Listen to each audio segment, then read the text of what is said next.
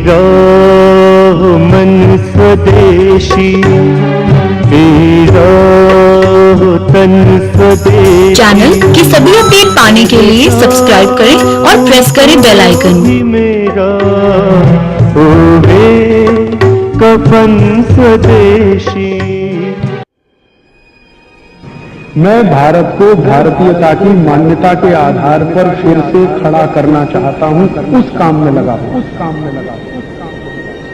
आपको सर्दी हो गई, सर्दी, तो सर्दी की सबसे अच्छी औषध स्वयं पाक घर में है आल का रस। आल है ना, आल, जिंजर, अदरक, उसका रस निकालो और उसमें थोड़ा मध मिलाओ, मध माने शहद, और उसको गर्म करके पी लो तो सर्दी, खांसी, बुखार, जुकाम सब ठीक करता है।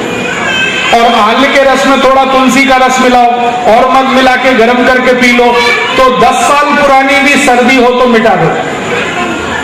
और जिंदगी में कभी भी सर्दी ना हो, इसके लिए बहुत अच्छी औषध है। रात को दूध पीना, उसमें हड़द मिला के पीना सोने से पहले। हड़द का दूध कोई भी पिए तो जिंदगी में कभी भी सर्दी, खांसी, बुखार और टॉन्सिल की बीमारी जो बच्चों को होती है, ये कभी नहीं होती। अपने स्वयं पाक घर में ऐसी बहुत औषध है। हमारे स्वयं पाक घर में एक अच्छी औषध है जो ताप, बुखार में बहुत काम आती है। वो औषध यही है, तुलसी का रस। तुलसी का रस ले लो। और एक आयुर्वेदिक औषध आती है, एक आयुर्वेदिक औषध आती है, उसका नाम है छोटी पीपर। सुना है कभी? छोटी पीपर मराठी में क्या कहते हैं? छोटी पीपर,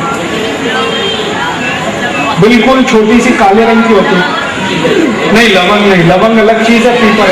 आप ऐसा करना, आयुर्वेद की दुकान में जाना, उसको बोलना, वो देगा। छोटी पीपर बिल्कुल ऐसी होती है जैसे काली मिर्च होती है, वैसी होती है, लंबी सी होती है। उसको घिसकर उसका पाउडर और थोड़ा सा तुलसी का रस और मध, ये तीनों मिलाकर पीने से कितना भी ताप हो, कितना भी बुखार हो, खत्म हो जाता है।